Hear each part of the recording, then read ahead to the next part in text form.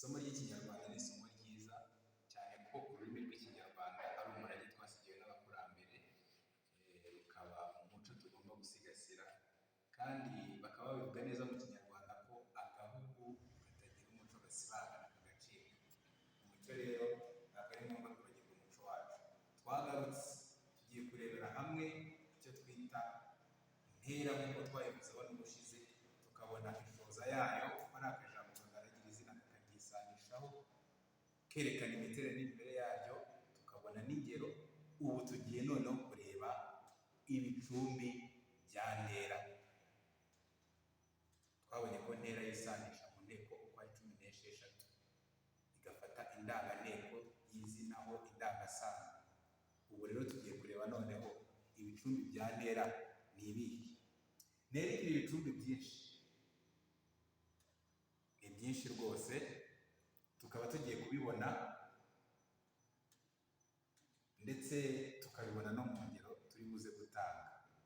Aha nta gushidikanya, mu ngero twatanze ubushize, niba waritegereje neza ukimara kubona indangasano ya ntera, wari guhita umenya n'igicumbi cy'iyo ntera.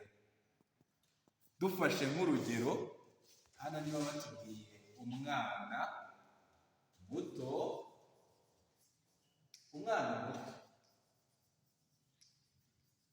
tukaba tubona ko izina umwana riri mu nteko ya mbere, indangasano nayo akaba hano iza mu nteko ya mbere. Ni ukuvuga ko hano indangasano ni mu, igicumbi kirahita kiba to.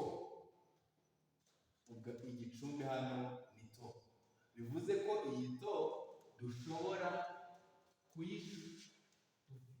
gufata iyi ndangasano tukayishondekaho ibicumbi byinshi, ariko tugenda tubona ntera zitandukanye zifite igicumbi to.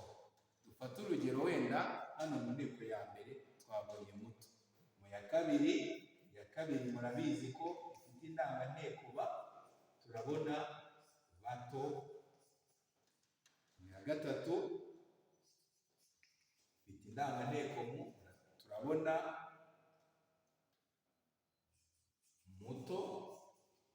Iya kane ifite indanganteko mi, tubone mito. Bityo bityo dukomeze tugere ku nteko ya 16 tubona iki gicumbi to. Twari dufashe urugero rw'igicumbi kimwe, ariko reka turebe n'ibindi bicumbi bya ntera. Hano ngira ngo murabibona, dufite igicumbi gufi. Iyo tugiye mu nteko ya mbere turavuga mugufi, umuntu mugufi. Kabiri, abantu bagufi. Gatatu, imyumbati, umwumbati mugufi. Kane, imyumbati migufi. Bityo tugakomeza tukagera ku nteko ya 16. Gari, ushobora kuvuga umuntu mugari, birashoboka. Ushobora kuvuga abantu bagari, ushobora kuvuga umurima mugari, ushobora kuvuga imivure migari, ugakomeza ukagenda ukagera ku nteko ya 16. Ushobora kuvuga ahantu hagari, byose birashoboka. Hano uru rugero nirwo twatanze ku gicumbi to. Hariya ushobora kuvuga umunyeshuri munini, abantu banini, umwumbati munini, ukavuga imirimo minini, ugakomeza ukaba wagera ku nteko ya 16, ahantu hanini.